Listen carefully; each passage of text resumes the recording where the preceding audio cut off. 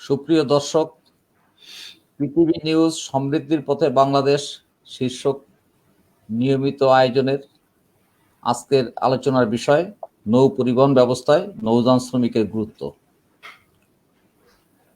আলোচনার জন্য আমাদের সঙ্গে অনলাইনে যুক্ত হয়েছেন বাংলাদেশ নৌযান শ্রমিক ফেডারেশনের মহাসচিব চৌধুরী আশিকুল আলম এবং উন্নয়নধারা ট্রাস্টের সদস্য সচিব আমিনুর রসুল বাবুল। এছাড়া আমাদের সঙ্গে অল্প সময়ের মধ্যে যুক্ত হবেন বাংলাদেশ প্রকৌশল বিশ্ববিদ্যালয় বুয়েটের শিক্ষক সমিতির সম্মানিত সভাপতি এবং নৌযান ও নৌযন্ত্র কৌশল বিভাগের সাবেক বিভাগীয় প্রধান অধ্যাপক ডক্টর মীর তারেক আলী।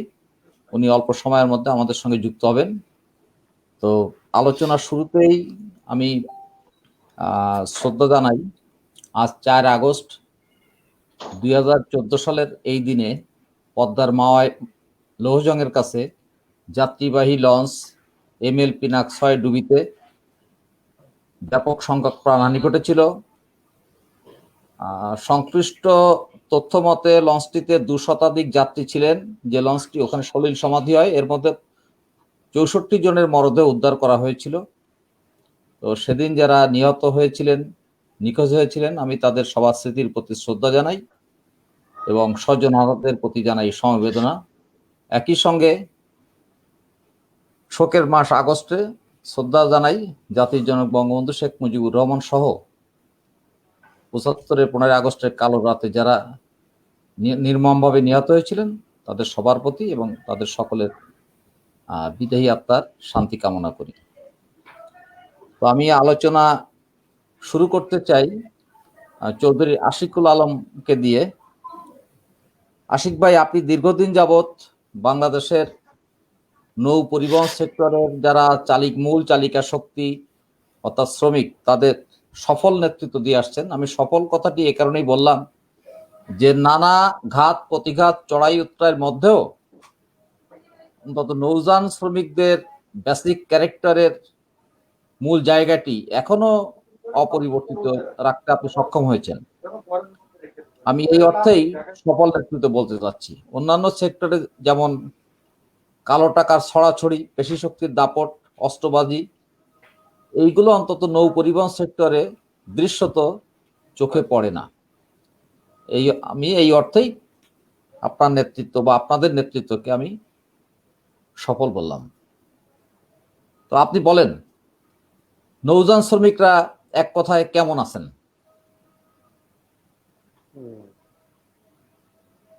ধন্যবাদ, কৃতজ্ঞতা জানাচ্ছি আশিদাকে আমাকে বাংলাদেশের নৌযান শ্রমিকদের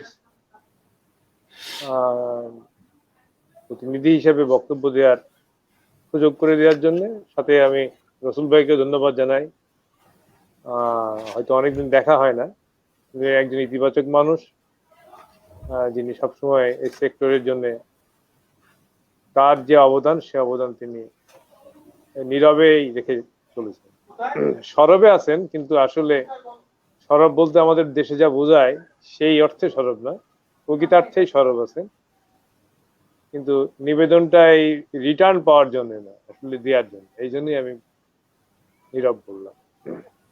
তো মূলত আসলে নৌ পরিবহন ব্যবস্থা এটা তো সমগ্র বিশ্বব্যাপী যে সমুদ্র এবং নদী, একে ঘিরেই যে ব্যবস্থা, সেই ব্যবস্থার একটা অংশ হচ্ছে নৌ পরিবহন। গ্লোবালি আন্তর্জাতিকভাবে ম্যারিটাইম ইন্ডাস্ট্রিকে 3টা ভাগে ভাগ করা হয়। একটা হচ্ছে মার্চেন্ট শিপ, একটা হচ্ছে ইনল্যান্ড শিপ, একটা হচ্ছে ফিশারি। তো আমরা মূলত ইনল্যান্ড শিপে কাজ করি, যেটা সমুদ্র এবং নদীর সাথে কানেক্টেড। বাংলাদেশের নৌশিল্প ঐতিহাসিক ভাবেই ব্রিটিশ ভারত থেকে নৌশিল্পের যাত্রা শুরু হয় এবং সেই নৌশিল্পের যাত্রা থেকে পাকিস্তান থেকে বাংলাদেশ, এই পর্বগুলো অতিক্রম করতে যাচ্ছে নৌযানের শ্রমিকরা। আমাদের দেশের শ্রমিক আন্দোলনের যে ধারা, সেই ধারা আসলে ব্রিটিশ ভারত থেকেই সূত্রপাত হয়। আমাদের অবিভক্ত ভারতে তখন কলকাতা বন্দরকে কেন্দ্র করে যে ব্রিটিশরা যে ব্যবসা শুরু করেছিল নৌযানের, সেই ব্যবসায় আমাদের দেশের নাবিকরা অংশগ্রহণ করেছিলেন এবং নৌযান শ্রমিকদেরকে, অর্থাৎ তখন তো ছিল বোট, ফ্লাড বার্জ বোট যেগুলোকে বলে, এই বোটে যারা কাজ করত সেই শ্রমিকদেরকে সংগঠিত করার জন্য তাদের উপরে যে বৈষম্য ছিল, কন্ট্রাক্ট প্রথা ছিল, অনেক কিছুই ছিল, যেগুলার বিরুদ্ধে সংগ্রাম করতে যে সংগঠনের জন্ম হয়। দ্বিতীয় বিশ্বযুদ্ধোত্তর কালে সমগ্র বিশ্বব্যাপী শ্রমিক আন্দোলনের যে শিহরণ জাগে, প্রগতিশীল রাজনৈতিক আন্দোলনের যে উত্থান ঘটে, তারই একটি প্রেক্ষাপট। আমাদের বাংলাদেশের প্রেক্ষাপটে আসলে তখন এই সংগঠিত করার কাজে যিনি পরোক্ষভাবে ভূমিকা পালন করেছিলেন তিনি হচ্ছেন, আমরা সবাই জানি, পরশুরাম চষা কমিউনিস্ট নেতা কমরেড মুজাফফর আহমেদ কাকাবাবু। তিনি সন্দ্বীপের মানুষ ছিলেন, তিনি কলকাতায় থাকতেন, আর সন্দ্বীপের অনেকেই তখন এই নৌ শিল্পের সাথে যুক্ত ছিল। আমাদের সংগঠিত করার ক্ষেত্রে তখন ওখানে যে দুইজন লোক মূল ভূমিকা পালন করছিলেন, তার একজন হচ্ছে মনসুর জিলানি, আর একজন হচ্ছে প্রতাপউদ্দিন আহমেদ। প্রতাপউদ্দিন আহমেদ তখন তার বাবা বোর্ডের সারেং ছিলেন, সেই সূত্রে তিনি কলকাতায় পড়ালেখা করতে যান এবং উনি উচ্চ মাধ্যমিক পাশ করার পরেই উনি আসলে ওখানকার যে প্রগতিশীল রাজনীতিতে উদ্বুদ্ধ হয়ে পড়েন এবং এক পর্যায়ে উনি ওখানে শ্রমিকদের যে শেড, অর্থাৎ যেখানে চাকরি অফ সাইন অফ করা বা সাইন অন করার সময় শ্রমিকরা যে শেডে তাদের ব্যাগেজ রাখতো বা ব্যবহার করতো, সেখানে উনি টালিগ্রাফির কাজ দেন। পরে শ্রমিকদের পেনশন বুক লেখার কাজ দেন। ওই অবস্থান থেকে তাকে ঘিরে, তাকে সাথে নিয়েই ওখানে ট্রেড ইউনিয়নের জন্ম হয়।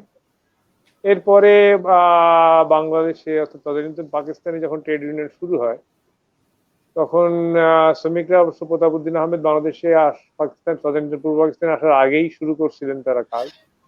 এখানকার যারা তখন যাত্রী পরিবহনে যুক্ত ছিলেন, পেয়ার আহমেদ মাস্টার সহ অন্যান্যরা, গরিবুল্লাহ, এরা মিলে এটা শুরু করেন।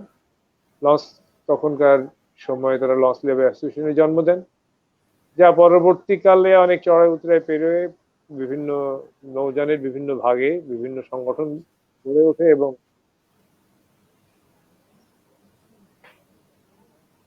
ওঠে এবং একটা পর্যায়ে আমরা দেখি যে নৌযান শ্রমিক ফেডারেশন 1978 সালে রেজিস্ট্রেশন লাভ করে।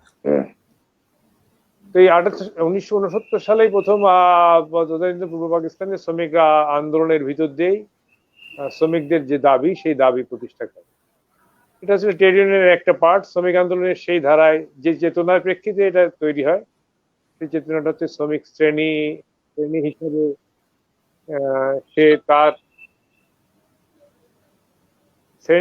সে তার মালিকের সাথে তার যে সম্পর্ক, সেই সম্পর্ক যেমন শিল্প পরিচালনার জন্য তার প্রয়োজন, তেমনি শ্রেণী হিসাবে তার অধিকার প্রতিষ্ঠা করার জন্য তার নিজস্বতার প্রয়োজন। এই জন্য শ্রমিক শ্রেণীবোধে জাগ্রত হয়ে শ্রমিকরা সংগঠিত হয় এবং এখানে পরিবহন জগতের ভিতরে যে ধরনের সংকট আছে, সেই সংকটের মধ্যে দুইটা জিনিস প্রিন্সিপাল এরা মেনটেন করে চলে। একটা হচ্ছে শ্রমিক ঐক্য, এখানে কোনো বিভাজনের ভিতর দিয়ে শ্রমিকরা তাদের অধিকার প্রতিষ্ঠা করতে পারে না, এবং অবশ্যই শ্রমিক শ্রেণীকে তার শ্রেণী স্বার্থে মালিকদের সাথে তার দাবি আদায় করার জন্য সংগ্রামের পথে অগ্রসর হতে হবে। এই দুইটা জিনিস তারা অনুসরণ করে চলার কারণে অনেক বাধা বিপত্তি, আইনি বেআইনি বিভিন্ন ধরনের বাধা বিপত্তির ভিতর দিয়ে শ্রমিকরা অগ্রসর হচ্ছে। নৌশিল্প ব্যবস্থা এমন একটা ব্যবস্থা, আসলে আমরা হয়তো দেখি শ্রমিকরা বছরান্তে বা 2 বছর বা 3 বছর বা 5 বছর পর পর হয়তো বড় ধরনের কোনো আন্দোলন করে, কিন্তু কন্টিনিউয়াসলি কিন্তু কাজ থাকে, কারণ শিল্পের অনেকগুলো দিক আছে। এই নৌ পরিবহন ব্যবস্থায় মালিক পুঁজি বিনিয়োগ করেন, জাহাজ নির্মাণ করেন, অনেক তার অবদান হয়তো অনেক আছে, কিন্তু এই অবদানটা আসলে শিল্পের অগ্রসর, নৌশিল্পকে খালি জাহাজ হলে পারে তো জাহাজ শিল্প হয় না। এই জাহাজটা চালানোর জন্য নৌপথের প্রয়োজন হয়, নৌপথের মার্কা বয়াবাতি প্রয়োজন হয়, ডকুমেন্টেশন সার্টিফিকেট গুলোর প্রয়োজন হয়, পরিবেশ বিবেচনা করার প্রয়োজন হয়, নদীর নাব্যতা বিবেচনা করার প্রয়োজন হয়, জলদস্যুতা, মানে বিভিন্ন ধরনের সন্ত্রাসী গ্যাং গ্রুপের হামলার প্রশ্ন থাকে, বিভিন্ন ধরনের প্রতিকূল পরিবেশ, ঝড় জলোচ্ছ্বাস বন্যা এগুলো মোকাবেলা করেই কিন্তু শ্রমিকদেরকে অগ্রসর হতে হয়। মালিক তো সেখানে থাকেন, মালিক থাকেন হচ্ছে তিনি জাহাজটাকে একজন মাস্টার, একজন ড্রাইভার বা অন্যান্য নাবিকদের উপরে ছেড়ে দিয়ে তিনি হয়তো টেনশনে থাকেন, কিন্তু মূলত নির্ভর করতে হয় তাদেরকে ওই শ্রমিকের উপরে, কারণ তারা ওই তাদের কোটি টাকার সম্পদ, কোটি কোটি টাকার সম্পদ থেকে রক্ষণাবেক্ষণ, তা পরিচালনা করা, সম্পদ পাহারা দেয়া, নির্দিষ্ট স্থানে পৌঁছে দেয়া, যাত্রী এবং পণ্য, এবং আপনার পণ্য দুই রকম, একটা হচ্ছে লিকুইড পণ্য, একটা হচ্ছে সলিড পণ্য। এই কার্গো গুলাকে তাদের পৌঁছে দিতে হয় এবং দায়িত্ব নিয়েই পৌঁছে দিতে হয়। তাহলে কোনো সময় যত বিপর্যয় আসে তখন মানুষ ঘরে দৌড়ায়, কিন্তু বিপর্যয় শুরু হলে পরে নৌযানের শ্রমিকরা দৌড়ায় জাহাজে। তার কাছে মনে হয় যেন জাহাজ হচ্ছে তার জীবনের একটা অঙ্গ। সে এটাকে অত্যন্ত শ্রদ্ধার সাথেই পরিচালনা করার চেষ্টা করে। ব্যতিক্রম নেই আমি তো বলবো না, কারণ মানুষের ভিতরে ভালো বন্ধু আছে, শ্রমিকের ভিতরেও ভালো দিক আছে, খারাপের দিক আছে, কিন্তু মূলত শ্রমিকরা কিন্তু ইন এ ব্রডার সেন্সে শ্রমিকরা কিন্তু প্রথমে কনসিডার করে তার শিল্পকে, এরপরে তার প্রয়োজনকে। এই না হলে এই কোভিড সিচুয়েশন যখন শুরু হয়, অর্থাৎ এই যে প্যান্ডামিক, করোনা প্যান্ডামিক, এই সময়ে কিন্তু আমরা যখন দেখলাম সবাই সামাজিক দূরত্ব, নিজেকে সেভ করার জন্য যখন যার যার মেজার্স নিয়ে অবস্থান নিচ্ছে, তখন কিন্তু বাংলাদেশে যাত্রী পরিবহনে সরকার ঘোষণা করলো 24 তারিখে। তো সে কিন্তু সেই মুহূর্তে আমরা দেখলাম একমাত্র নৌযানের শ্রমিক আর শ্রমিকদের আমরা যারা নেতৃত্ব করি তারা আসলে শ্রমিকদের আতঙ্কের জায়গা থেকে তাকে আসার জায়গায় নিয়ে আসা, সাহস দেয়া, এবং এই নিয়ম মেনে কিভাবে চলা যায়। কারণ আপনি জানেন প্যাথেটিক ব্যাপার যে কোনো সুরক্ষা সরঞ্জাম ছাড়াই, জীবন রক্ষাকারী সুরক্ষা সরঞ্জাম, কভিড এগুলো ছাড়াই শ্রমিকরা কিন্তু পণ্য পরিবহনের কাজে লিপ্ত ছিল। কোনো কর্তৃপক্ষই তাকে কিন্তু এই সহায়তা দেয়নি। সরকার তার ফর্মুলা জারি করে দিছে, ফরমান জারি করে দিছে, আর মালিকরা তার মতো করে সেফ জায়গায় আসছে, কিন্তু শ্রমিকরা মাঠে, সেই জায়গায় বিভিন্ন জায়গায় এই প্রতিকূল পরিবেশে তারা ডিপস থেকে মাল নিচ্ছে, সেই মাল নিয়ে বিভিন্ন ডেস্টিনেশনে পৌঁছে দিচ্ছে, হেড আনলোডিং হচ্ছে, সেখানে একটা রিস্ক। এই শ্রমিকরা কিন্তু যখন একেবারে চিটাগাং পোর্ট, মংলা পোর্ট থেকে শুরু করে বিভিন্ন জায়গায় শ্রমিকদের বাজার করা, নামা ওঠা, বিভিন্ন জায়গায় অনেক অনেক প্রতিকূলতা, কেউ নৌকা দেয় না, ট্রলার দেয় না, খাওয়া না খাওয়া, বিভিন্ন ইন্ডিয়াতে তো তুফান হয়ে গেল, এই তুফানের ভিতরে, করোনার ভিতরে তুফান, সেখানে লকডাউনে 5টা জাহাজের নাবিকরা, 5টা জাহাজ ডুবে গেছিল, 5টা জাহাজের নাবিকরা ওখানে কোয়ারেন্টাইনে 3 মাস 4 মাস, এখনো অনেকে আছে কোয়ারেন্টাইন। এই যে বাস্তবতা, এই বাস্তবতা মোকাবেলা করেই কিন্তু শিল্প অগ্রসর হচ্ছে। আমি আজকে যেহেতু ব্রডার সেন্সে আলোচনা, এই জন্য এখানে আমি কন্ট্রাডিকশনের প্রশ্নে আসবো না, কিন্তু আসলে যে নিরিখে এটাকে বিবেচনা করার দরকার ছিল, রাষ্ট্র অনেককেই ফ্রন্ট লাইনে ফাইটার হিসেবে অনেককেই স্বীকৃতি দিলেও হেমোর দুর্ভাগা দেশ, শ্রমিক হয়ে জন্মগ্রহণ করার কারণে নাবিকদের প্রতি কিন্তু থ্যাঙ্কস এখনো পর্যন্ত বাংলাদেশের কোন সরকার, প্রধান বা সরকারের অন্যান্য অঙ্গ সেইভাবে আসলে প্রদান করেন যে, হয়তো অনেকেই করেন, সেটা তো একটা করার জন্য করা, আসলে এটা তারা সেইভাবে আসলে অ্যাড্রেস করেন। আমি কথা বাড়াবো না। হ্যাঁ আশিক ভাই, আমি আপনার কাছে আমি আমি আমি আপনার কাছে আবারও আসবো। আপনি শ্রমিকদের সুখ দুঃখের কথাই বলতেছিলেন, আমরা আরো শুনবো। এখন আমি যাচ্ছি আমিনুর রসুল বাবুল ভাইয়ের কাছে। রসুল ভাই, আপনি জানেন যে বাংলাদেশের নৌ পরিবহন সেক্টরের মূল চালিকা শক্তি কিন্তু শ্রমিক। কারণ শ্রমিকরা, পটল ভাই একটু আগে বললেন, শ্রমিকরা শুধু নৌযান পরিচালনা করে না, নৌযান পাহারা দেয়, পণ্য পাহারা দেয়, যাত্রীদের পাহারা দেয়, প্রাকৃতিক দুর্যোগ মোকাবেলা করে তাদের যে রুটি রুজির যে মাধ্যম, অর্থাৎ সেই নৌযানটিকে সুরক্ষা করার জন্য সর্বদা চেষ্টা করে। তো আমি বলতে চাই যে এই নৌযান শ্রমিকরা আমাদের নৌ পরিবহন ব্যবস্থার উন্নয়নে অথবা নিরাপদ নৌ পরিবহন ব্যবস্থা গড়ে তোলার ক্ষেত্রে, বিশেষ করে দুর্ঘটনা ঝুঁকি রোধে এই নৌযান শ্রমিকদের ভূমিকা কতটা গুরুত্বপূর্ণ? ধন্যবাদ আশিক দা। আর আশিক দা, আপনাকে দেরি হলো, ঈদ মোবারক, নিশ্চয়ই সুস্বাস্থ্য কামনা করি আপনার। অনেকদিন পরে এখন আবার দেখা হলো। আমি আমি খুব কয়েকটা বিষয় অবতারণা করতে চাই। একটা বিষয় হলো, এই নৌযান তো আসলে নৌযান তো আকাশে চলতে পারে না। নৌযানকে পরিচালনার জন্য তার মালিককে প্রয়োজন হয়, এবং মালিকের সাথে সবচেয়ে বেশি প্রয়োজন হয় শ্রমিককে, যার দ্বারা এটা চলাচল উপযোগী হয়। এবং সেটার সাথে হলো এই নৌযানের সেবা গ্রহণ, এটা যাত্রী পরিবহন বলেন আর মালামাল পরিবহন বলেন। এখন বড় কথা হলো, এখানে সবচেয়ে বড় ভূমিকাটা যার, সেই ভূমিকাটা হলো শ্রমিকদের। এখন এই শ্রমিকরাই কিন্তু এই নৌযানটাকে মালিকের পক্ষে তত্ত্বাবধান করে এটা পরিচালনা করে থাকে।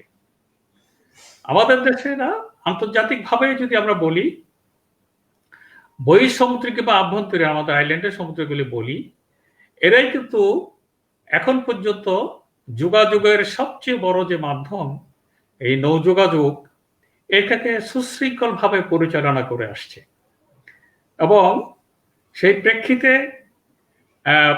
এদের যে স্বীকৃতিটা পাওয়া দরকার, আমি অন্য জায়গায় উনি আশিক বাণিক ইতিহাস দিয়ে অনেকগুলি বলেছেন, আমি বাংলাদেশ প্রেক্ষিতের জায়গাটা আসতে চাই। বাংলাদেশের প্রেক্ষিতে যদি আমি বলি, আমি তখন কলেজের ছাত্র, 1973 সাল। নৌযান শ্রমিকরা ধর্মঘট করলেন, বঙ্গবন্ধুর কাছে আসে হাজির হলেন, কারণ তখন ওনার কাছে যাওয়া খুব সহজ ছিল। উনি সকলের দিকে তাকিয়ে বললেন, তোরা কি জন্য এসছিস? এখানে তো বেশিরভাগ লোক দেখি সন্দ্বীপে, তাদের তো দুটো দাবি। একটা দাবি হলো তাদের ক্রস ড্যাম, আর একটা দাবি হলো তাদের নৌপথটা যেন ঠিক পথে থাকে, ওরা যেন তাদের মূল ভূখণ্ড থেকে তাদের বাড়ি ঘরে যেতে পারে। ঠিক আছে, তোদের দুই দাবি মেনে নিলাম। কিন্তু তখন তারা বলেছিল, আমাদের যোগাযোগ এবং ক্রস ড্যাম নয়, আমরা আমাদের জীবন জীবিকার প্রয়োজনে, আমাদের চাকরির নিশ্চয়তার জন্য আপনার কাছে এসেছি। উনি তখন কমিটমেন্ট করেছিলেন, তোমাদের চাকরি স্থায়ীকরণ হবে এবং ভবিষ্যতে তোমাদের জন্য শ্রম আইনের বিষয়গুলি দেখা হবে। দুর্ভাগ্য হলো সত্য, 75 পরবর্তী পর্যায়ে এই বিষয়গুলি আর সেভাবে দেখা হয়নি।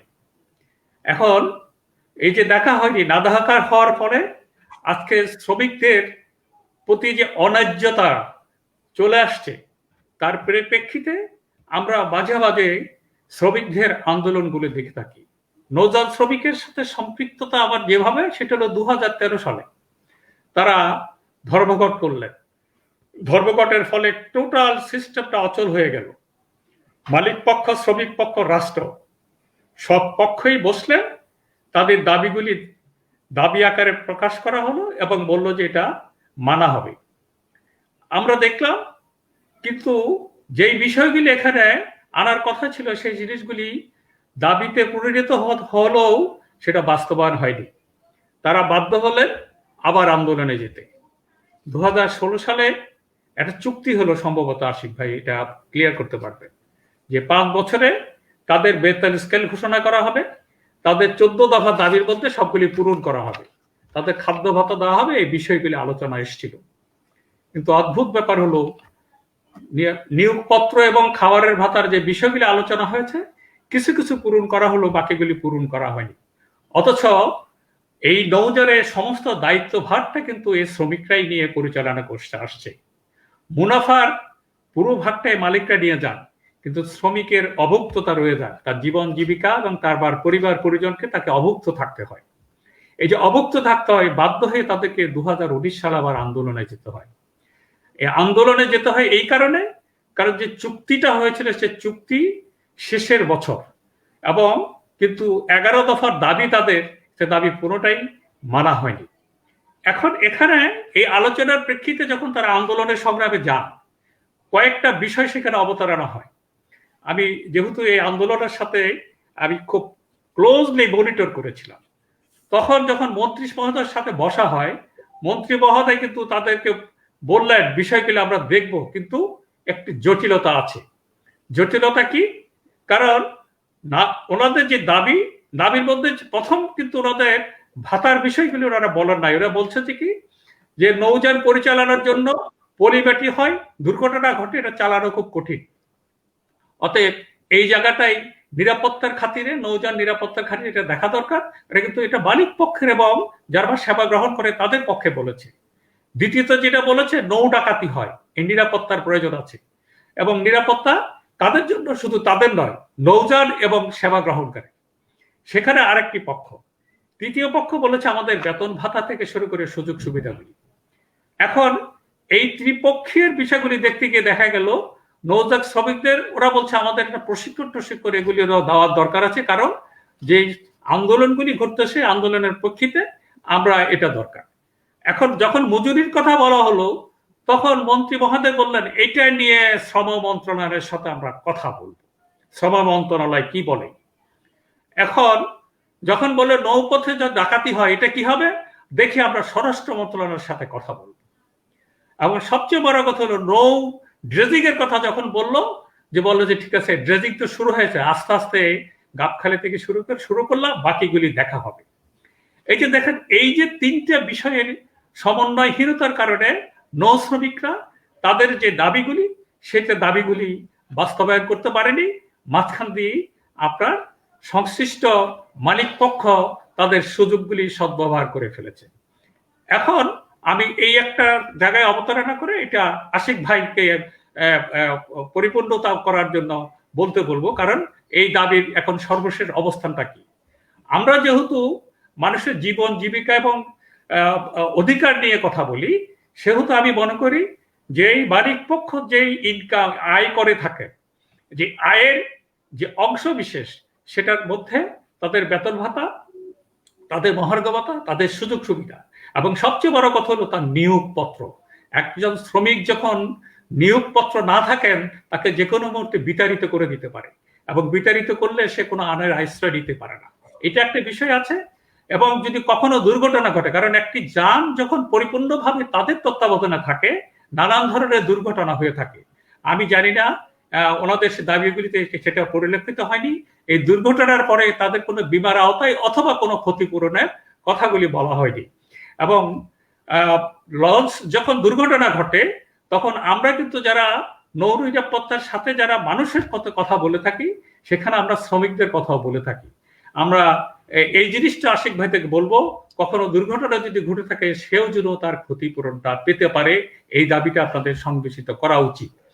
আমি আর একটা বিষয় একটু অবতারণা করতে যেতে চাই, কারণ প্রতিদিন প্রতি মুহূর্তে যখন কোনো সমস্যার সৃষ্টি হয়, তখন আমরা বুঝতে পারি।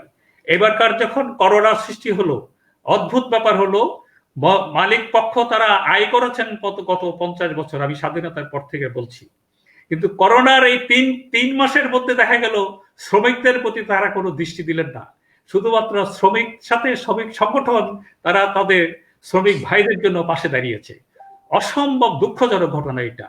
50 বছর ব্যবসা করেছেন আপনারা, নিজের আয়েসটা ভোগ করেছেন, নতুন নতুন নৌযান বানিয়েছেন, কিন্তু এই শ্রমিকদের জন্য আপনারা কিছুই করলেন না। এটা আমাদের জন্য দুর্ভাগ্য।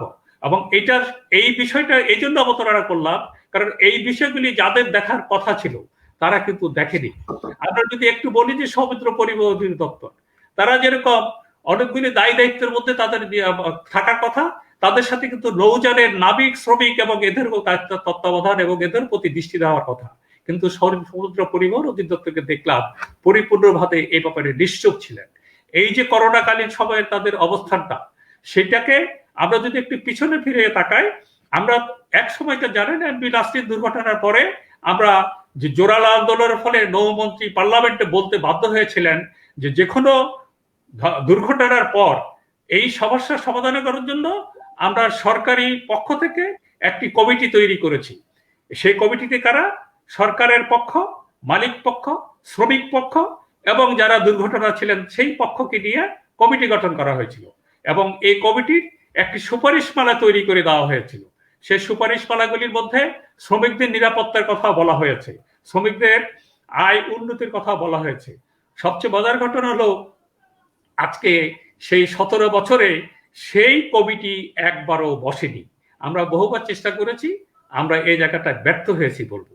তাহলে এখানে আমরা মনে করি আমরা যারা আন্দোলন সংগ্রাম করি নৌ নিরাপত্তা এবং এই জায়গাগুলিতে উন্নয়নের ক্ষেত্রে, সেখানে আমাদের সাথে আশিক ভাইদেরও একটা যোগাযোগ থাকা উচিত। কারণ আমরা আপনারাই চাই নিরাপত্তা, আয় এবং অর্থনীতির জায়গাটায় আমাদের একটি শক্তিশালী ভূমিকা, যেহেতু নৌ যোগাযোগ আছে সেখানে আমরা যারা অংশগ্রহণকারী লোক আছি আমাদেরও সেখানে কথা বলার প্রয়োজন আছে। এবং শেষ করতে চাই, সেটা হলো এই জন্য নৌযান পরিচালনার জন্য মালিক, শ্রমিক, যাত্রী এবং সেই সাথে সংশ্লিষ্ট অংশীজনদের একটা সমন্বয় খুব বেশি প্রয়োজন। এই সমন্বয় যদি থাকে তাহলে আমরা খুব দ্রুততার সহিত কথা বলতে পারবো। রসুল ভাই, আপনার কাছে আবারও আসবো। আমি এবার যাচ্ছি চৌধুরী আশিকুল আলমের কাছে।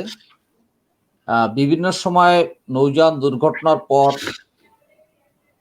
প্রশ্ন ওঠে নৌযানের মাস্টার, ড্রাইভার অর্থাৎ নৌযান যারা পরিচালনা করেন তাদের দায়িত্বহীনতা, তাদের অদক্ষতা, তাদের অযোগ্যতা নিয়ে বিভিন্ন মহল থেকে প্রশ্ন ওঠে।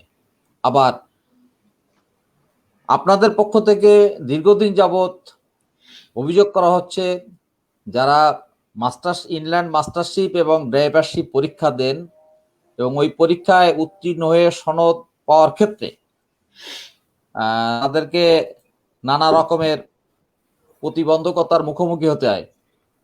সুপ্রিয় দর্শক, ইতিমধ্যে আমাদের সঙ্গে যুক্ত হয়েছেন বাংলাদেশ প্রকৌশল বিশ্ববিদ্যালয় বুয়েট শিক্ষক সমিতির সভাপতি এবং নৌযান ও নৌযন্ত্র কৌশল বিভাগের সদ্য সাবেক বিভাগীয় প্রধান ডক্টর মীর তারেক আলী।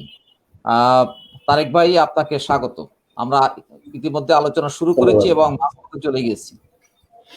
তো আশিক ভাই, আপনার কাছে আমি যে বিষয়টি বলতে চাচ্ছিলাম যে এই যে নৌযানের চালক এবং ড্রাইভাররা তাদের সনদ প্রাপ্তির ক্ষেত্রে পরীক্ষা পদ্ধতি সহ নানা বিষয়ে নানা ধরনের অভিযোগ করে থাকেন, সেই অভিযোগ আপনাদের পক্ষ থেকেও করা হয় এবং বিভিন্ন গণমাধ্যম কর্মীরাও এ বিষয়ে বিভিন্ন সময় প্রতিবেদন তৈরি করে থাকেন, যেগুলো জনসমক্ষে প্রচার হয়। এমনকি দেশের শীর্ষস্থানীয় দৈনিকগুলোতে প্রকাশিত হয় যে মাস্টারশিপ, ড্রাইভারশিপ পরীক্ষার অন্তরালে একটি বড় ধরনের অনিয়ম জড়িত রয়েছে।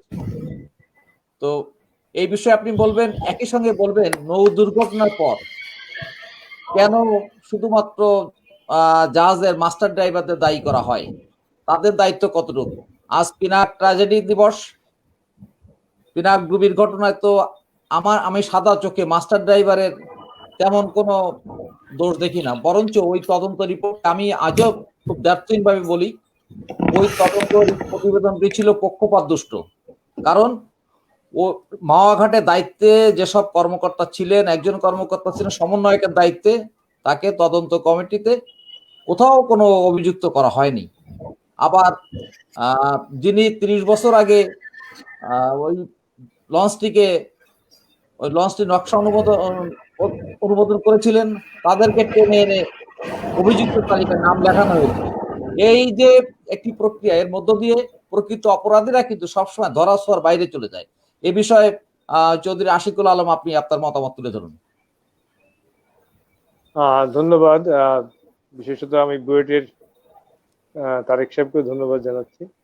তো আমি আসলে মূল আলোচনায় চলে যাই। মূল বিষয়টা হচ্ছে যে আসলে আমি আমার নৌযানের সাথে প্রত্যক্ষ কাজের সম্পৃক্ত হচ্ছে 28 বছর, আর নৌযানের শ্রমিকদের সাথে আমি মানসিকভাবে সম্পৃক্ত আরো আগের থেকে, কিন্তু সংগঠন করি আমি 28 বছর নৌযান শ্রমিকদের নিয়ে। প্রতাপ ভাই আমাকে নিয়ে আসেন এখানে। প্রতাপ ভাই মারা যাওয়ার পরে আমি 1998 সাল থেকে এটা ফেডারেশনের সাধারণ সম্পাদক। তো নৌযান সেক্টরকে নিয়ে আমরা কিন্তু ক্রোনোলজিক্যালি আগাইছি। আমরা ধরেন আজকে পৃথিবীর দরবারে ইনল্যান্ড শিপিং বলতে পৃথিবীতে যতগুলো দেশ আছে তার মধ্যে বাংলাদেশ হচ্ছে সবচেয়ে বড় রিভারিয়ান কান্ট্রি, এবং সেই হিসাবে কিন্তু পৃথিবীর দরবারে বাংলাদেশে ইনল্যান্ড শিপিং খালি শিপিং ইন্ডাস্ট্রি শ্রমিকদের প্রতিনিধিত্ব করে না, বাংলাদেশের শ্রমিকরা প্রতিনিধিত্ব করে সারা পৃথিবীর অন্যান্য পরিবহন সেক্টরের শ্রমিকদেরও।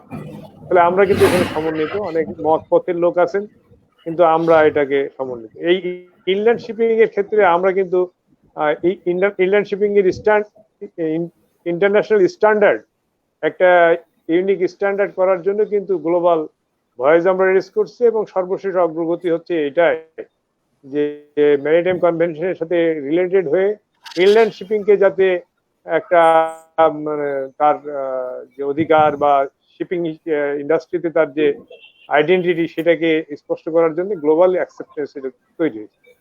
আমরা কাজ করেছি, ধরেন আমরা খালি বেতন ভাতার জন্য আন্দোলন করি তা না, এই ফিজিবিলিটির জন্য আমরা দুইটা পার্টে, অর্থাৎ আপনি যেটা নিরাপত্তার কথা বললেন যে একজন শ্রমিকের বেতনের সাথে আমরা তার সোশ্যাল সেফটির জন্য কিন্তু অনেক আগের থেকে ভয়েস রেজ করছি, যে ব্যাপারে মালিকরাও দ্বিমত তা কিন্তু না।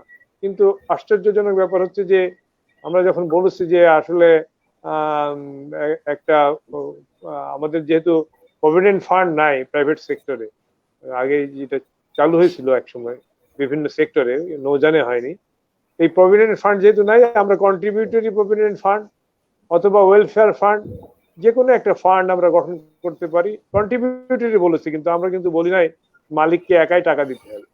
আমরা বলেছি মালিক শ্রমিক উভয়ের অংশগ্রহণের মধ্যে দিয়ে একটা তহবিল সংগঠিত হোক, যাতে একটা শ্রমিক আশাবাদী থাকে যে সে তার চাকরি জীবনের শেষে অথবা যে কোনো কারণে তার জীবনের কোনো ক্ষতি হলে পারে, বা শারীরিক কোনো অসুস্থ হলে, পারিবারিক কোনো বিপর্যয় হলে পারে, সে যাতে কোথাও হাত দিয়ে সহায়তা নিতে পারে। একজন মালিকের উপরে এটা যায় না, কিন্তু যদি একটা গভর্নমেন্ট হেডেড ট্রাস্টি বোর্ডের মাধ্যমে কোনো ফান্ড গড়ে ওঠে, বাংলাদেশে এই প্রফেশন আছে কিন্তু চালু, কিন্তু আমি এটা সব পক্ষে একমত হওয়ার পরেও আজ পর্যন্ত এটা কিন্তু ম্যাটেরিয়ালাইজ হয়নি বাস্তবায়ন। পরীক্ষার প্রসঙ্গ বলেন, পরীক্ষায় বাংলাদেশে কোথায় ব্যতিক্রম যে অনেকে আইন ভাঙার জন্য আন্দোলন করে, এই নৌযানের শ্রমিকরা হচ্ছে সেই শ্রমিক যারা মেরিন আইনের সঠিক বাস্তবায়নের জন্য আন্দোলন করেছে, যারা পরীক্ষা বোর্ডের অনিয়ম দুর্নীতি বন্ধ করার জন্য আন্দোলন করেছে, যারা সার্ভে রেজিস্ট্রেশন নিয়ে যে অনিয়ম আছে সেটা করছে, বয়াবাতি মার্কা নিরাপত্তা সবকিছু নিয়েই নৌযান শ্রমিকদের 11 দফা দাবি হইলে বেতনের দাবি বাদে, বেতন ভাতার দাবি হয়তো 2-3 দফা দাবি, এর বাইরে সমস্ত দাবি কিন্তু সেক্টরের দাবি। সেই দাবিটা কিন্তু আমরা সবসময় কিন্তু আফোর্ড করি, ডিসিশন হয়। এই যে নিয়োগপত্র পরিচয়পত্র, বাংলাদেশের কোন আইন, শ্রম আইনে বলেন স্বীকৃত, মেরিন আইনে বলেন স্বীকৃত, এবার বহুবার এগ্রিমেন্ট হয়েছে, এবার কিন্তু আদেশও হয়েছে ডিজি শিপিং এর, কিন্তু আপনি আজকের দিন পর্যন্ত খোঁজ নিয়ে দেখেন অল্প কিছু সংখ্যক কোম্পানি বা মালিক ছাড়া অধিকাংশ ক্ষেত্রেই শ্রমিকদের কোনো নিয়োগপত্র পরিচয়পত্র নেই। এই যে জায়গাগুলা, কেন আমরা এটা আরো বেশি ইন্টারেস্টেড শ্রমিকদেরকে করছি এই কারণে যে যদি শ্রমিকদের জন্য কোনো তহবিল তৈরি করা হয় তাহলে তার আইডেন্টিটিটা খুব প্রয়োজন হবে।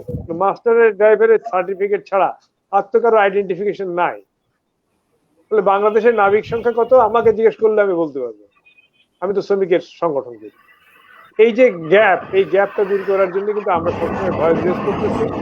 দুর্ঘটনার কথা যেটা বলতেছেন, দুর্ঘটনার জন্য যেটা আমরা মানে ম্যারিনের দুর্ঘটনার ব্যাপারে এটা ইন্টারন্যাশনাল কিন্তু কনভেনশন আছে যে আসলে দুর্ঘটনার জন্য দায় কার।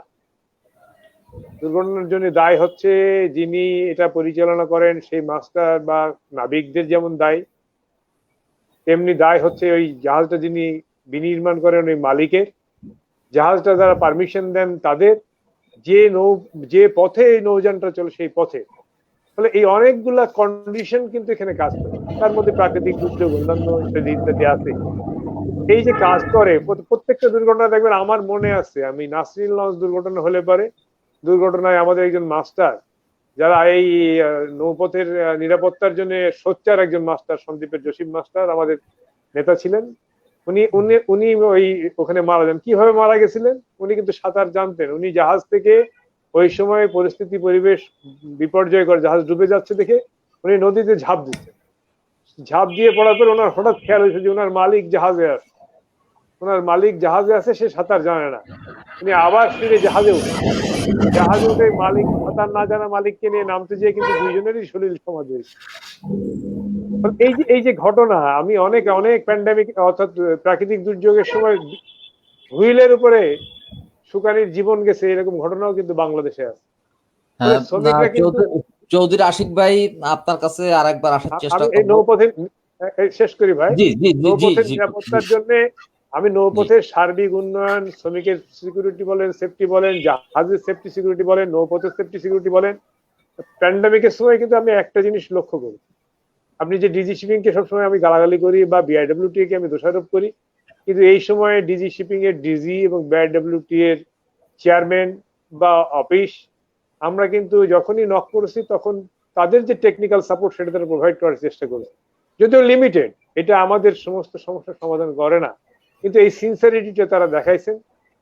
এই অফিসগুলো সেই সিনসারিটিটা দেখাইছেন যে না, এটা প্রয়োজনীয় সংখ্যক সহযোগিতা করার প্রয়োজন। অনেক অনেক আজকে এই অল্প সময় বলা যাবে না কি নিদারুণ। অর্থাৎ আমি কষ্ট করতেছি, জীবনের ঝুঁকি নিয়ে কাজ করতেছি, আমি কিনারে নামলে আমি আমি করো না এই বলে আমাকে দাবড়াচ্ছে স্থানীয় লোকরা, আমার উপর আক্রমণ আসছে। এরকম পরিস্থিতিও কিন্তু আমরা ফেস করছি। এই জন্য শিল্পের অগ্রসরতার জন্য আমি যেটা বলি, সমন্বিত পরিকল্পনা প্রয়োজন, সমন্বিত অংশগ্রহণ করা, অংশীজনদের সমন্বিত অংশগ্রহণ প্রয়োজন। তাহলে পরে আমরা এই শিল্পে সাকসেসফুল একটা জায়গায় পৌঁছাতে পারি। ধন্যবাদ। আমি আসছি মীর তারেক আলী ভাইয়ের কাছে। আমাদের আজকের আলোচনার বিষয় নৌ পরিবহন ব্যবস্থায় নৌযান শ্রমিকের গুরুত্ব।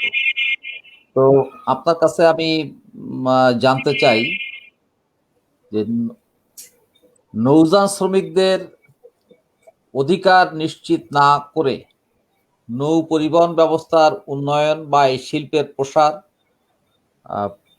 এবং নিরাপদ নৌ পরিবহন ব্যবস্থা অর্থাৎ দুর্ঘটনা ঝুঁকিমুক্ত নৌ চলাচল ব্যবস্থা গড়ে তোলা আদৌ সম্ভব কিনা।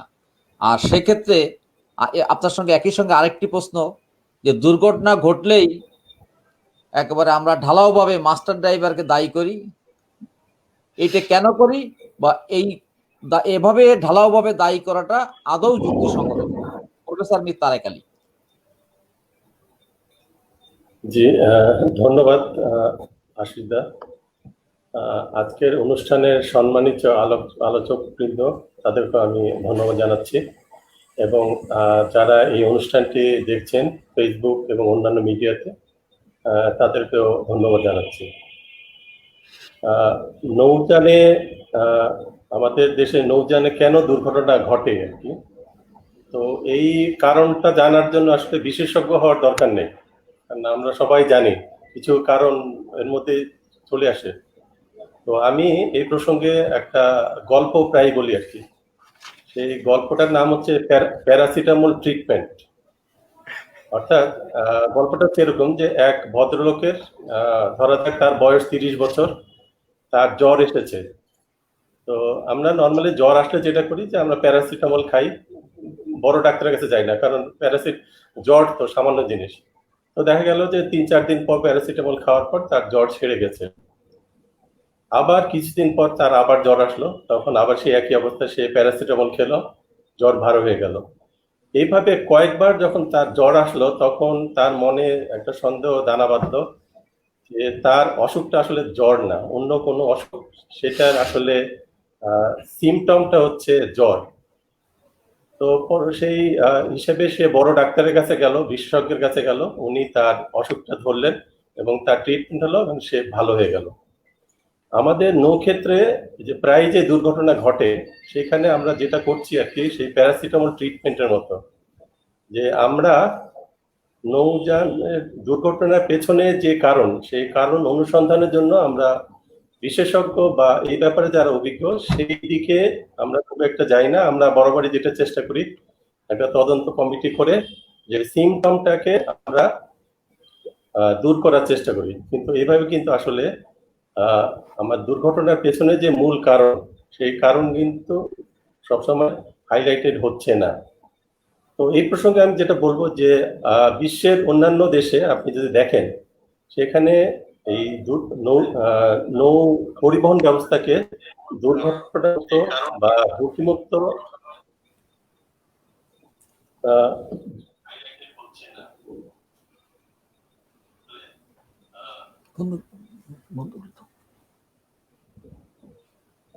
আচ্ছা, ঠিক আছে।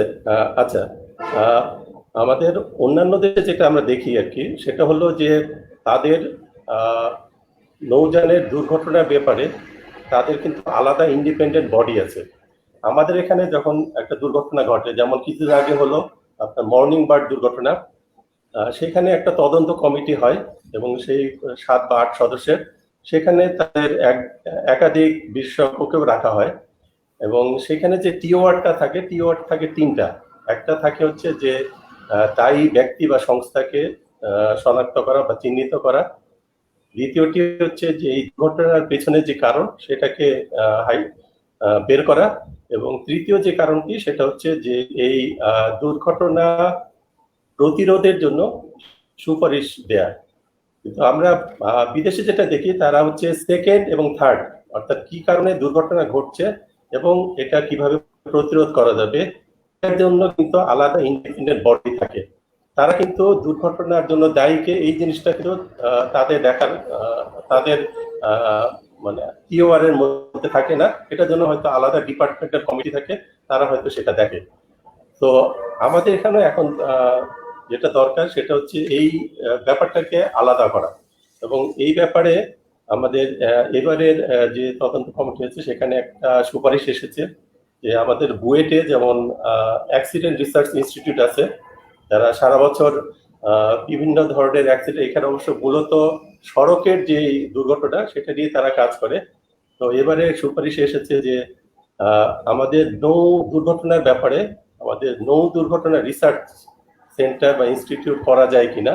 তারা হচ্ছে সারা বছর এটা নিয়ে কাজ করবে, অর্থাৎ একটা দুর্ঘটনা হলে কাজ করবে এমন কোনো কথা, তারা হচ্ছে প্রোঅ্যাক্টিভলি কাজ করবে, অর্থাৎ প্রিভিয়াস যে দুর্ঘটনাগুলো ঘটেছে সেগুলো নিয়ে কাজ করবে। আমাদের আমি যদি গত 30-40 বছর একটা পরিসংখ্যান দেখি, যে আমাদের হয়তো প্রায় 500-600 উপরে দুর্ঘটনা ঘটেছে এবং প্রায় প্রতি ক্ষেত্রেই আপনার তদন্ত কমিটি হয়েছে, এবং সেগুলোকে একসাথে করলে হয়তো দেখা যাবে যে 500-600 তদন্ত রিপোর্ট, হয়তো সব ক্ষেত্রে তদন্ত রিপোর্ট আসেনি।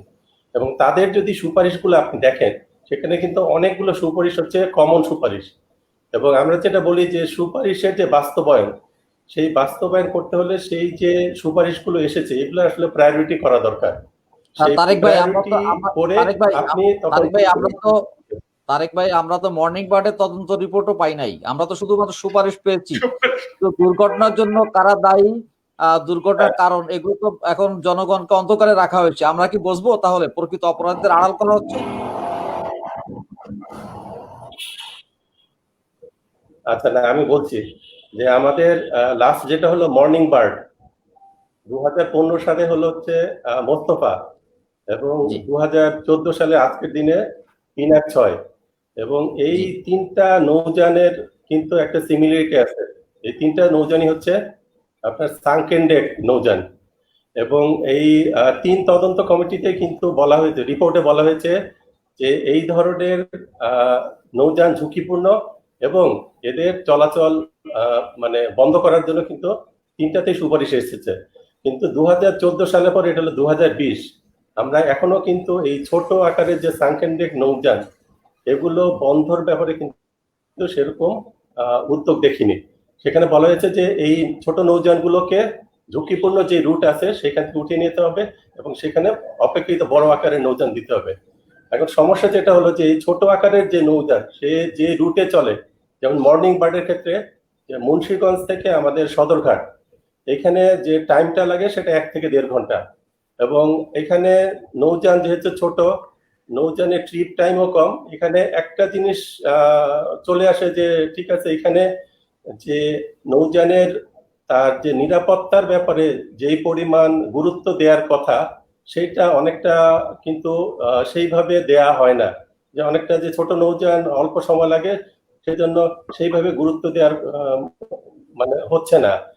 এবং সেটাই আমরা দেখেছি যে এখানে যেই চালক বা থাকার কথা সেখানে হয়তো দেখা যায় যে সেইভাবে সেই চালক থাকে না অনেক সময়। এখন যেই সিস্টেম একটা চালু আছে সেটা হলো ডিসপেন্সেশন, অর্থাৎ আমার যদি ফার্স্ট ক্লাস ড্রাইভার না থাকে তাহলে হচ্ছে সেকেন্ড ক্লাস ড্রাইভার তাকে ডিসপেন্সেশন দিয়ে সেটার জন্য আপাতত পারমিশন দেয়া, আর যদি আমার থার্ড ক্লাস না থাকে অন্য কাউকে সেইটার জন্য দেয়া। তো এই জিনিসগুলো কিন্তু অনেকটা ঝুঁকিপূর্ণ। এবং এই যে আমাদের যে নৌযানের সংখ্যা এবং নৌযানের যে স্টাফ মানে মাস্টার ড্রাইভার থেকে আরো যারা আছেন আর কি, এটার যে সংখ্যার যে তারতম্য অর্থাৎ যে স্বল্পতা রয়েছে, তো সেটার জন্য আসলে আমাদের প্রথমে যেটা দরকার যে আমাদের নৌপথে কি পরিমাণ নৌযান আছে এটার একটা কিন্তু পরিসংখ্যান দরকার। এবং এই পরিসংখ্যানটা আপনি যতক্ষণ পর্যন্ত না হাতে পাবেন ততক্ষণ পর্যন্ত আমার যে কি পরিমাণ নৌযানের স্টাফ আছে, মাস্টার ড্রাইভার অন্যান্য আছে, সেইটা কিন্তু আপনি এটা হিসাব মিলাতে পারবেন না। এবং এর বাইরেও আমাদের যে প্রতি বছর কিন্তু নতুন নতুন নৌযান যোগ হচ্ছে।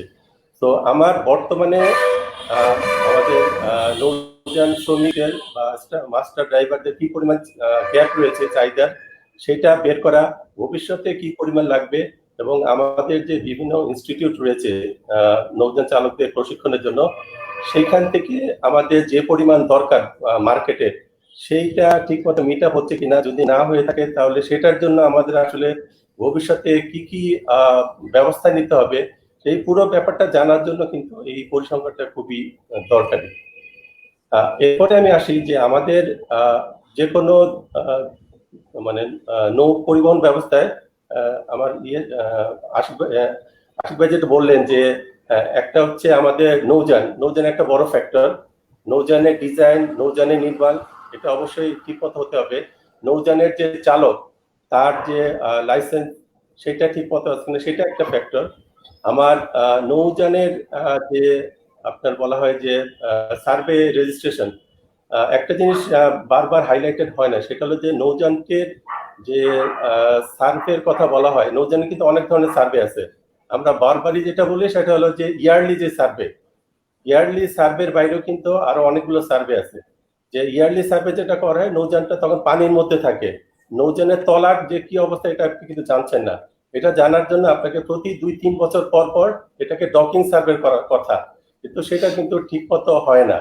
এবং এর বাইরেও আরো অনেক ধরনের সার্ভে আছে। তার মধ্যে একটা আছে যে আমাদের এখন বর্তমানে যে নৌযানগুলো, সেটা কত বছর পর্যন্ত চলতে পারবে, সেটার ক্ষেত্রে বলা আছে যে ঠিক আছে প্রথমে 30 বছর, তারপরে স্পেশাল সার্ভে করে 5 বছর 5 বছর করে 40 বছরের একটা সময়সীমা দেওয়া আছে। কিন্তু যে স্পেশাল সার্ভে গুলো করা হবে সেগুলো কিন্তু আরো ডিটেল সার্ভে। তো আমাদের এখানে এই সার্ভে গুলো ঠিক মতো হয় না। এবং ইয়ারলি যে সার্ভে, সেখানেও আপনি যদি পিনাকের তদন্ত রিপোর্ট দেখেন, সেখানে ক্লিয়ারলি বলা আছে যে চেকলিস্ট সর্বস্ব 15 বা 20 মিনিটের টাইমও বলা আছে যে এই সার্ভে করলে হবে না। অর্থাৎ আমাদের বিডিতে যেভাবে বলা আছে যে 20 থেকে 25টা আইটেম ডিটেলস দেখার জন্য, সেই সার্ভেটা এখন আমাদের বর্তমানে যে সার্ভে সংখ্যা, সেটা একটা ব্যাপার যে পরিমাণ সার্ভে নৌযানের সার্ভে তাদেরকে প্রতি বছর করতে হয় প্রায় 8,000-এর মতো, এবং সার্ভের যে সংখ্যা সেটা আসলে ঠিক নাই, মানে তাদের পক্ষে আসলে সেইভাবে আসছে না আর কি। তো সেটার জন্য এখন সার্ভের সংখ্যা বাড়ানো হচ্ছে, বাট বাড়ালেই তো হবে না, বর্তমানে সার্ভে হচ্ছে, এইটাকে যদি ঠিক না করা যায় তাহলে কিন্তু সার্ভের সংখ্যা বাড়িয়েও কিন্তু আপনি সেই সার্ভেটা ঠিক মতো করতে পারবেন না। এরপরে আসে যে আমাদের যে চালক ভাইয়েরা, তাদের যে সার্টিফিকেট বা এটার কথা বলা হচ্ছে, যে এখানেও হচ্ছে যে তাদের ইনিশিয়ালি যে তাদের চাকরি পেতে হলে প্রথমে একটা কোর্স করে নিতে, ফাউন্ডেশন কোর্স, সেটা করে তারা চাকরিতে ঢোকে। তারপরে তখন তাদের আপগ্রেডেশন হয়, তখন তাদের ইন সার্ভিস সেই ইয়েগুলো করে আর কি, তাদের যে প্রশিক্ষণগুলো নিয়ে তাদেরকে আপগ্রেড করতে হয়। তো আমাদের এখানে সেই চালকদের পক্ষ থেকে একটা অভিযোগ যে তাদেরকে সেই ইন সার্ভিসে থেকে সেই যে প্রশিক্ষণটা নিবে, সেইটা সবসময় মালিকরা তাদেরকে সেই টাইমটা দেয় না। আবার মালিকদের পক্ষ বলা হয় যে তাদের সেটা দরকার নেই, যে তারা চালিয়ে তাদের যে প্রশিক্ষণ হচ্ছে দ্যাট ইজ এনাফ আর কি। তো আমার আসলে দরকার হচ্ছে, আমি যদি একটা ঝুঁকিপূর্ণ নৌ পরিবহন ব্যবস্থা করতে চান, তাহলে হচ্ছে আপনার নৌযানের ডিজাইন ঝুঁকিপূর্ণ না ঝুঁকি মুক্ত? ঝুঁকি মুক্ত। দুর্ঘটনা একটা তো হচ্ছে দুর্ঘটনা আপনি চাচ্ছেন না, এরপরে যে স্টেজটা আছে যে ঝুঁকিকে কমানো। তো আমাদেরকে হচ্ছে এই নৌযানের ডিজাইনের যে ব্যাপার আছে সেখানে অনেকগুলো সমস্যা রয়েছে। যে ডিজাইন আমরা একসময় দেখেছি যে নৌযানের ডিজাইন অ্যাপ্রুভ কমিটির মধ্যে আছে একজন কেমিস্ট, এখন অবশ্য হয়তো নেই। তো এই জিনিসগুলোকে আমাদের দূর করতে হবে যে নৌযানের ডিজাইন চেক সেটা কেবলমাত্র এই ব্যাপারে যারা অভিজ্ঞ তাদেরকে সমন্বয় যে কমিটি সেটাই করবে। তারেক ভাই, আমি একটু সাপ্লিমেন্ট করি। আপনি বললেন যে ডিজাইন অ্যাপ্রুভাল কমিটিতে একজন কেমিস্ট আছেন। তো নৌযানের ডিজাইন প্রণয়নের ক্ষেত্রে সব থেকে বেশি অগ্রাধিকার পাওয়ার কথা নেভাল আর্কিটেক্টদের, কিন্তু ডিপার্টমেন্ট অফ শিপিং এ কতজন নেভাল আর্কিটেক্ট আছেন? তাদের সংখ্যা তো হাতে গোনা 1 বা 2 জন হতে পারে সর্বোচ্চ। আমার জানা মতে সম্ভবত এই মুহূর্তে 2 জন আছেন। একজন রিসেন্ট যোগদান করেছেন, আর একজন বছর কয়েক আগে যোগদান করেছেন। যে ডিপার্টমেন্ট অফ শিপিং মানে ঢাল নেই, তলোয়ার নেই, নিধিরাম সর্দারের মতো বসে আছে, ছোট জগন্নাথের মতো আছে, তাহলে কেন এদেশের যেহেতু নৌশিল্পের প্রসার ঘটছে, মাননীয় প্রধানমন্ত্রী নৌ পরিবহন ব্যবস্থার উন্নয়নের ক্ষেত্রে অঙ্গীকারাবদ্ধ এবং ওনার গত 11 বছরের কার্যক্রমও যথেষ্ট ইতিবাচক, তাহলে কেন একটি দুর্বল প্রতিষ্ঠানের কাছে এখনো পর্যন্ত নৌযানের ডিজাইন অ্যাপ্রুভালের দায়িত্ব রাখা হয়েছে? যে এছাড়া এই প্রতিষ্ঠানেই একাধিক কর্মকর্তা, ডিজাইন প্রণয়ন কাজের সঙ্গে যুক্ত একাধিক কর্মকর্তা দুর্নীতি দমন কমিশনের কাছে হাতে নাতে ঘুষ সহ ধরা পড়েছেন। এত কেলেঙ্কারি পরেও কেন এই প্রতিষ্ঠানটিকে এত প্রাধান্য দিচ্ছে সরকার? তারেক ভাই, আমাদের আগের যে অবস্থা, জি, আমাদের আগের যে অবস্থা অনেক উন্নত হয়েছে, বাট অনেক চেঞ্জ হয়েছে, বাট এটা আরো চেঞ্জ দরকার। তো যেটা ইম্পর্টেন্ট যেটা হলো ডিজাইনের ক্ষেত্রে, যে ডিজাইনের জন্য একটা আলাদা উইং করতে হবে, যেটা মূলত হচ্ছে নেভাল আর্কিটেক্টই থাকবে। এরপরে আপনি যদি সার্ভের ব্যাপারে আসেন, সার্ভের ব্যাপারে নেভাল আর্কিটেক্ট, আপনার মেরিন ইঞ্জিনিয়ার এবং মার্চেন্ট মেরিনার, এই 3 পেশার সংমিশ্রণে আপনার কমিটি করতে হবে, যারা হচ্ছে এই সার্ভের ব্যাপারগুলি দেখবেন।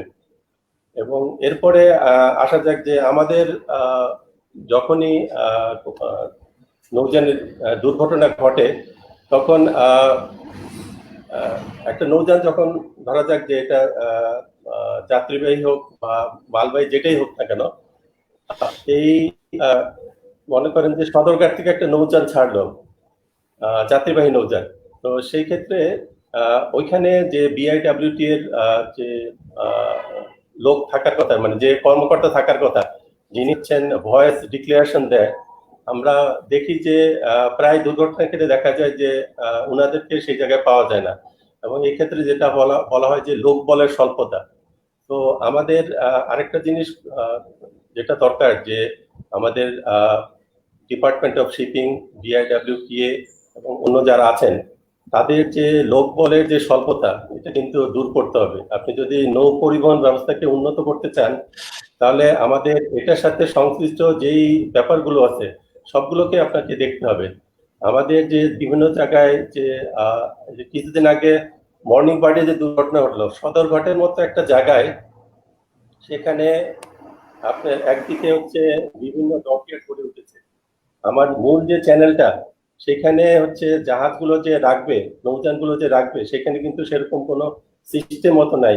একদিকে হচ্ছে চ্যানেল, বিভিন্ন ধরনের ডকইয়ার্ড গড়ে উঠেছে, এটা কেন চ্যানেলটা কিন্তু শুরু হয়ে এসেছে। তো এই জিনিসগুলা কিন্তু আমরা যেটা করি যে একটা দুর্ঘটনা জন্য আমরা অপেক্ষা করি, অর্থাৎ আমাদের কার্যক্রম হাতে নেওয়ার জন্য আমরা আসলে অনেকটা যেটাকে বলে রিঅ্যাক্টিভ, আমাদের আসলে এখন রিঅ্যাক্টিভ হলে চলবে না, আমাদের প্রোঅ্যাক্টিভ হতে হবে।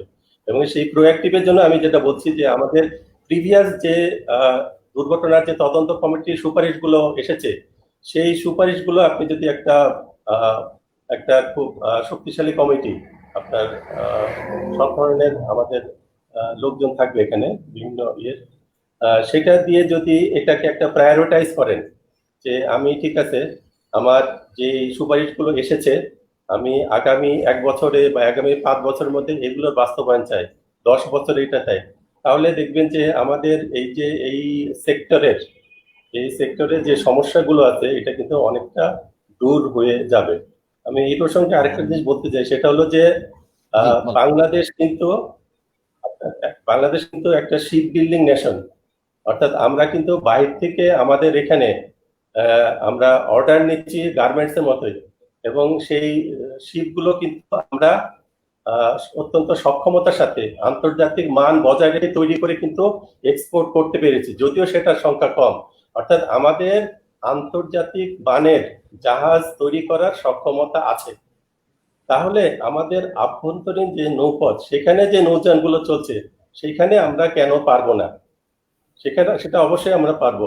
এবং এই যে শিপ বিল্ডিং সেক্টরে কিন্তু একটা বড় সমস্যা হচ্ছে যে প্রতি 10 বছর 15 বছর পর পর কিন্তু এখানে একটা রিসেশন পিরিয়ড আসে, এবং সেই রিসেশন পিরিয়ড আপনাকে যদি আপনি অতিক্রম করতে চান, তাহলে হচ্ছে সরকারের কাছ থেকে প্রচুর একটা ফান্ডিং লাগে। তবে বাংলাদেশের একটা বড় সুবিধা হচ্ছে যে এই সুবিধাটা সাউথ কোরিয়াতে নাই। ওয়ার্ল্ডের 3টা বড় শিপ বিল্ডিং নেশন হচ্ছে চায়না, সাউথ কোরিয়া, জাপান। তারা কিন্তু ওয়ার্ল্ডের লিডিং শিপ বিল্ডার বলা যায় আর কি। এখন এই 3টার মধ্যে সাউথ কোরিয়াতে যে সমস্যাটা, সেটা হলো যে যখন তাদের ওখানে রিসেশনটা আসে, তাদের আভ্যন্তরীণ যে শিপ বিল্ডিং মার্কেট সেটা কিন্তু নাই, যেটা আমাদের বাংলাদেশে আছে। তো এই রিসেশন পিরিয়ডে সরকার থেকে যদি কোনো তাদেরকে ফাইন্যান্সিয়াল হেল্প না করে, তাদের অনেক শিপইয়ার্ডের পক্ষে কিন্তু টিকে থাকা খুব মুশকিল। এটা আমাদের বাংলাদেশে সম্ভব। যদি রিসেশন পিরিয়ড আছে, আমরা ফরেন অর্ডার দরকার নেই, আমাদের ভিতরের যে অর্ডার গুলো আছে, অর্থাৎ অভ্যন্তরীণ যে শিপের অর্ডার আছে, সেটা দিয়ে কিন্তু আমাদের অনেকটা কাভার করা সম্ভব। তো আমাদেরকে এখন কিন্তু যে জিনিসটা আরেকটু চিন্তা করতে হবে যে বর্তমানে সারা ওয়ার্ল্ড কিন্তু এগিয়ে যাচ্ছে, আমাদের বাংলাদেশে আগাচ্ছে। আমরা এখন কিন্তু আমরা খুব শীঘ্রই হচ্ছে মধ্যম আয়ের দেশে যাব। 2041-41 আমরা হচ্ছে উন্নত দেশের কাতারে যাব। তো সেই কাতারে যেতে হলে আমাদের সব সেক্টরকে কিন্তু সেইভাবে এগিয়ে নিতে হবে। এখন সারা ওয়ার্ল্ডে যে সমস্ত দেশে আপনার ইনল্যান্ড শিপিং আছে, সেখানে তারা এখন যেই লেভেলে আছে, সেই লেভেলে আনার জন্য আমাদের কিন্তু টেকনোলজিক্যাল এবং আমাদের যে ম্যান পাওয়ার আছে, তাদেরকে কিন্তু আরো সময়ের সাথে আপগ্রেড করতে হবে। ধন্যবাদ। তারেক ভাই, ধন্যবাদ। আমরা অনুষ্ঠানের একেবারে শেষ পর্যায়ে। রসুল ভাই, আমি দুটো সময় একদম 1 1 মিনিট, মিনিটে দুটো আপনি কিছু বলতেছিলেন? হ্যাঁ, হ্যাঁ, দুটো বিষয় করতে চাই। তারেক ভাই, সালাম আলাইকুম আপনাকে। আমি একদম আমি মনে করছি আশিক ভাইটা বলবে, এটা বলেননি। 5 বছর ধরে বাংলাদেশের নেদারল্যান্ড বেসড একটা সংগঠন একটা বড় স্টাডি করেছে বাংলাদেশে নৌযান শ্রমিকদের নিয়ে এবং নৌ নিরাপত্তাকে নিয়ে। আমরা তো অনেকে আলোচনা করে আছেন আমাদের নৌযানের সংখ্যা কেমন আমরা জানি না, এই জায়গাটা আমরা খুব অন্ধকার আছি। তাদের স্টাডি রিপোর্ট আসছে বাংলাদেশে প্রায় 20 লক্ষ নৌযান আছে তাদের স্টাডি রিপোর্টে, এবং বলেছে তারা আমরা যদি এভারেজে 5 জন করে দেখি, তাহলে বাংলাদেশে নৌযান শ্রমিক আছে প্রায় 1 কোটি। এটি হলো আমাদের শ্রম বাজারে দেখেন কত বড় একটা অবদান নৌ শ্রমিকদের। আমরা কিন্তু এটা কেউ কখনো আলোচনা করি না। একটা বিষয় এখানে। 2 নম্বর হলো তারা যে কথাটা অবতারণা করেছে, নৌযান শ্রমিকদের সাথে আলাপ করার ফলে তারা তাদের দুটো বিষয় অবতারণা, এক, তাদের নিয়োগপত্র নাই এবং তাদের স্বাস্থ্য ব্যবস্থাপনাটার কোনো চিন্তা করা হয় না। সেটার সাথে বলছে যে কি আমাদের নিজের পয়সায় খেতে হয়, যেটা আশিক ভাইদের আন্দোলনে একটা দাবিও আছে যে নিয়োগপত্র এবং তারা যেন ভাতা পায়। এই রিকমেন্ডেশন গুলির সাথে তারা নৌ দুর্ঘটনার রোধকল্পে দুটো কথা বলেছে। একটা বলেছে যেটা তারেক ভাই উল্লেখ করেছেন, নেভেল আর্কিটেক্ট দ্বারা নৌযান তৈরি করতে হবে বাংলাদেশে, এবং নৌযানের যেহেতু বাংলাদেশে নৌযানের একটা বড় মার্কেট আছে, অতএব এমন ভাবে নৌযানের কতগুলি নকশা প্রণয়ন করে ফেলতে পারে, কারণ দ্রুততার সহিত কেউ যদি নৌযান বানাতে চায় তাহলে তারা যেন সেই জায়গাটায় গিয়ে তার পছন্দ মতে ডিজাইন দিয়ে সে তৈরি করতে পারে, এবং এটার জন্য একটা নতুন উইং তৈরি করার জন্য প্রস্তাবনা দিয়েছে।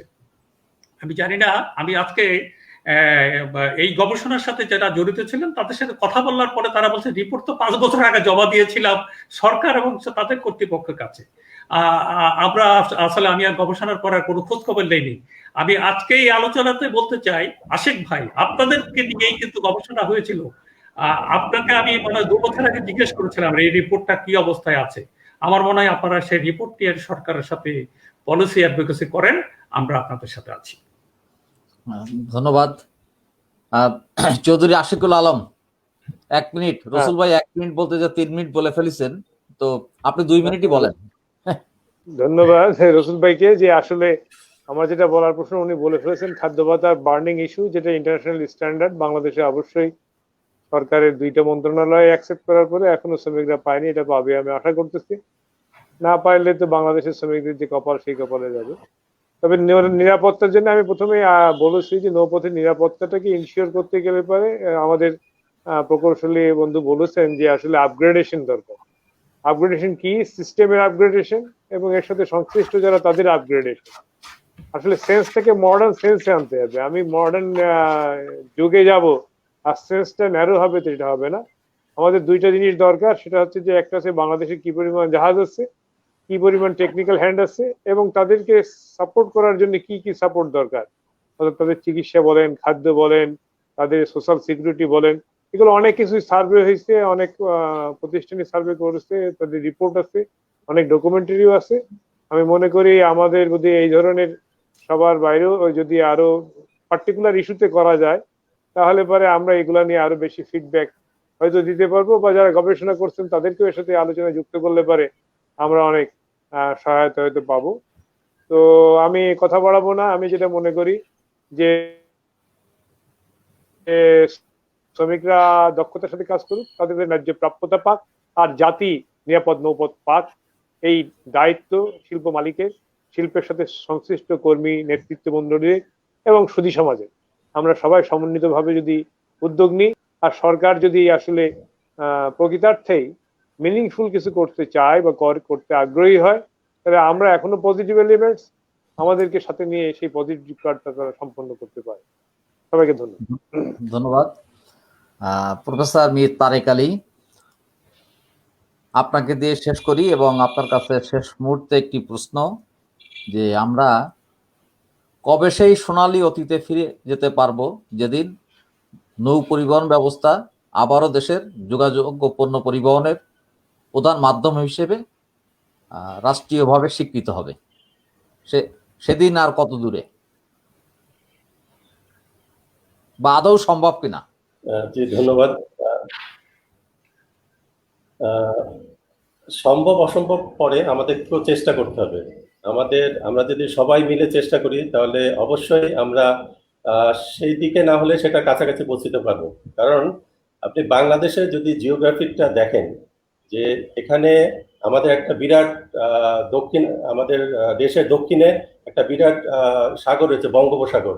আমাদের দেশের অভ্যন্তরে বিশাল নৌপথের একটা নেটওয়ার্ক আছে। আপনি এরকম দেশ ওয়ার্ল্ডে খুব কমই পাবে। তো আমাদের এখানে স্বাভাবিকভাবে পরিবহন যে ব্যবস্থা, সেটা আসলে নৌপথকে কেন্দ্র করেই মানে এটাকে যথাযথ গুরুত্ব দিয়ে গড়ে ওঠার কথা ছিল, কিন্তু আমরা সড়ক পথের উপর খুব বেশি গুরুত্ব দিয়ে ফেলেছি, এবং যার ফলশ্রুতি এখন আমরা দেখছি যে আমাদের যে বিশাল জনসংখ্যা, এই অল্প আয়তনের একটি দেশে, অর্থাৎ আমাদের হাই ডেন্সিটি পপুলেশন যে দেশ, সেই দেশে এখন কিন্তু আমাদেরকে সড়কের উপর কিন্তু আমরা আর চাপ বাড়াতে পারছি না। কারণ সড়কের উপরে আর চাপ বাড়ালে আপনার ল্যান্ড কমে যাচ্ছে, যেটা আমাদের জন্য খুবই কস্টলি। তো আমাদের বর্তমানে এই নৌপথকে গুরুত্ব দিয়ে বর্তমান সরকার আমাদের দেশে কিন্তু নৌপথে ড্রেজিং এবং অন্যান্য অবকাঠামো উন্নয়নের ব্যাপারে বিরাট পরিকল্পনা নিয়েছেন, এবং সেই পরিকল্পনা অনুযায়ী শুধু আমাদের দেশের না, আমাদের পার্শ্ববর্তী দেশ ভারতের সাথে আমাদের যে প্রোটোকল রুট থেকে শুরু করে অনেকগুলো কাজ এখন কিন্তু চলছে। এবং সেটার সাথে সাথে আমাদের এই সেক্টরে যে ভাইরা নিরলস কাজ করে যাচ্ছেন, তাদের জীবনমান উন্নয়নের জন্য, তাদের চাকরির নিশ্চয়তা থেকে আরো অন্যান্য যে ব্যাপারগুলো আছে, সেগুলোকে উন্নয়নের জন্য আমাদের যে কর্তৃপক্ষ যারা আছেন তারা যথাযথভাবে দেখবেন। কারণ নৌযানের যদি শ্রমিকদের জীবনমান উন্নত করা না যায়, তাহলে কিন্তু আপনি এই সেক্টরটাকে উন্নত করতে পারবেন না। কারণ তারা হচ্ছে এই সেক্টরে একটা বিরাট মানে গুরুত্বপূর্ণ উপাদান। আপনি শুধু ভালো আমাদের এখানে খুব উন্নত মানের নৌযান দিলেন, কিন্তু শ্রমিকের যে জীবনমান, তার যে চাকরি নিশ্চয়তা, এই জিনিসগুলো যদি উন্নত না করেন, তাহলে কিন্তু আপনি কিন্তু সেই উন্নয়নের কাঙ্ক্ষিত লক্ষ্যে পৌঁছতে পারবেন না। তো আমি আশা করি যে আমাদের সরকারের তরফ থেকে তো চেষ্টা আছে, এবং আমাদের অন্যান্য যারা আছেন এই সেক্টরে সবাই যদি আমরা সম্মিলিতভাবে এই সেক্টরের জন্য কাজ করি, তাহলে অবশ্যই আমাদের এই সেক্টরটাকে আমরা আরো উন্নত, আরো ভালো অবস্থায় নিয়ে যেতে পারবো। ধন্যবাদ। ধন্যবাদ মীর তারেক আলী।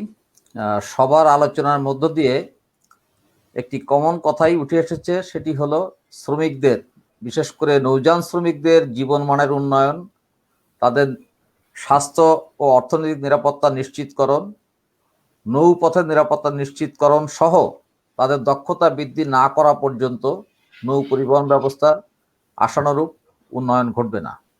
আলোচকদের সঙ্গে ব্যক্তিগতভাবে আমিও সহমত পোষণ করি। আমরা প্রত্যাশা করি অদূর ভবিষ্যতে আবারও একটি নিরাপদ, আধুনিক, যুগ উপযোগী নৌ পরিবহন ব্যবস্থা গড়ে উঠুক এবং দেশের অভ্যন্তরীণ ক্ষেত্রে পণ্য পরিবহন ও যাত্রী পরিবহনের ক্ষেত্রে নৌ যোগাযোগ খাতি তার সোনালী অতীতে ফিরে এসে প্রথম স্থানে থাকুক। আমরা ধন্যবাদ জানাই মীর তারেক আলী, চৌধুরী আশিকুল আলম এবং আমিনুর রসুল বাবুলকে। আবারও দেখা হবে নিকট ভবিষ্যতে অন্য কোনো ইস্যুতে। সকলকে ধন্যবাদ। আপনার প্রিয় দর্শকবৃন্দ, আপনারা ভালো থাকুন, সুস্থ থাকুন, নিরাপদে থাকুন। শুভরাত্রি। শুভরাত্রি। ধন্যবাদ।